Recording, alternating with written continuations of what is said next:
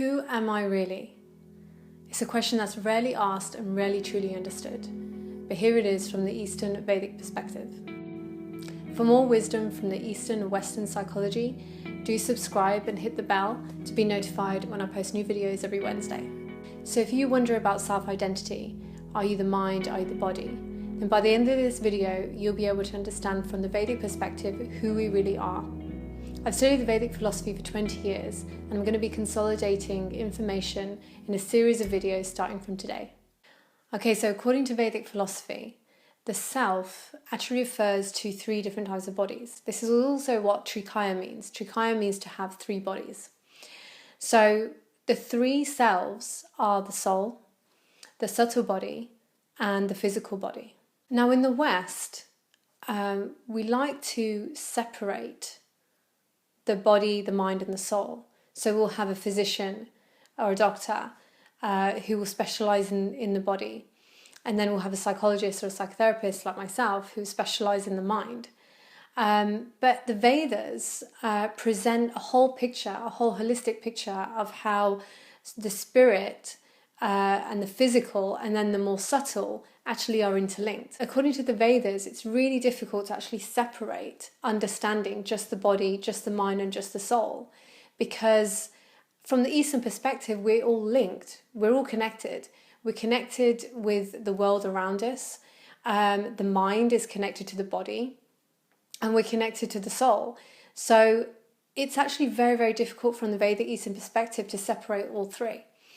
But sort of for the purpose of this video and purpose of learning, I will separate the soul, the subtle body, and the physical body to explain each in detail just for the purpose of learning. So here goes.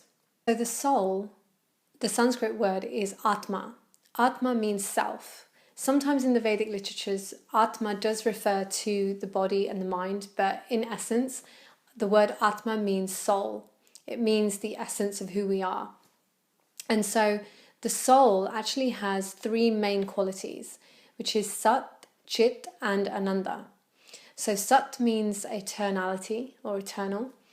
Chit means to be full of knowledge, and Ananda means to be full of bliss. So the soul actually is comprised of these three main qualities. Now, in the Western perspective, I think they're yet to really fully understand what the soul is, what spirituality really is, because in the West, research and science makes everything need to be proven. But the soul is something that is actually more experienced.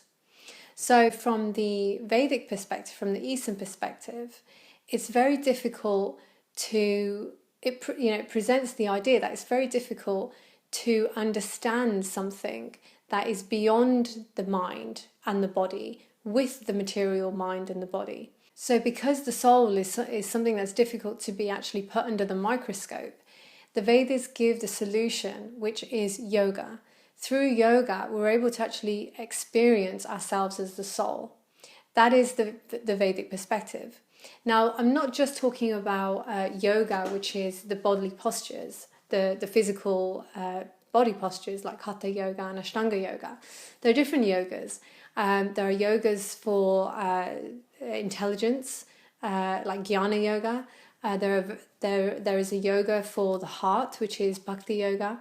And these different yoga systems enable us to actually experience ourselves on the soul level.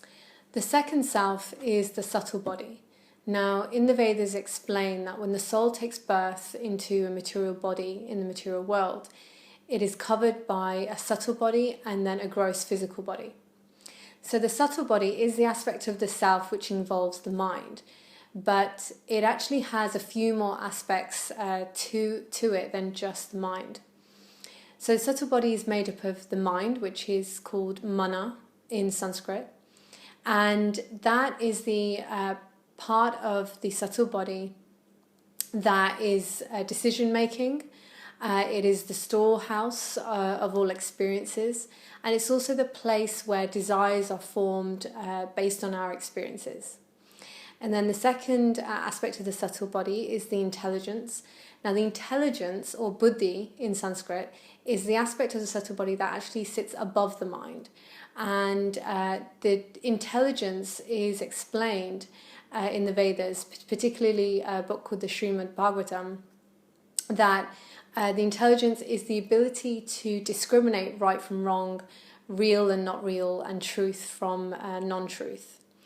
And then we have the false ego, which is another aspect of the subtle body, which is ahankar in Sanskrit. And it is the aspect of the subtle body which is the identification of the self, so the ego. And there is the false ego as well, which is the identification that I am the body, because in the Vedas it explains that we're not the body but we're the soul. And so false ego means a false identification of the self. And then we have the different energy points in the body and the life airs. So that is the chakras in the body. And these different energy points, there are 7 main chakras. And when we experience traumas in relation to these different aspects of the energy points, then it also can create disease related to those parts of the body and mental disturbances as well, and just a lack of energy in those areas. And then the pranas in the body are different airs that are situated around the soul and in different areas of the body, the chakras. So comment below actually if you would like to have a video in more detail around the subtle body, because being a psychotherapist, this is a great interest of mine. And so I will be making some more content, but comment below what you would like to know more about in relation to the subtle body. Then we have the physical body, the third self. And the physical body is the body, obviously, that you see when you look in the mirror. And it's made out of the 5 basic elements, earth, water, fire, air, ether, and the senses and the organs. In the Vedas, the physical body is described to be like a city. And in the city, there are 9 gates. So the 9 gates are made of the senses and the different organs. Now, when you think of a city and gates, you think of things and people crossing through it. So the gates of the material body are similar. So through the senses, we receive information. And that's how the body connects to the external world. Now, how it all interlinks is that the soul, being Ananda, being eternally blissful, it is wanting to seek happiness, it's wanting to seek love.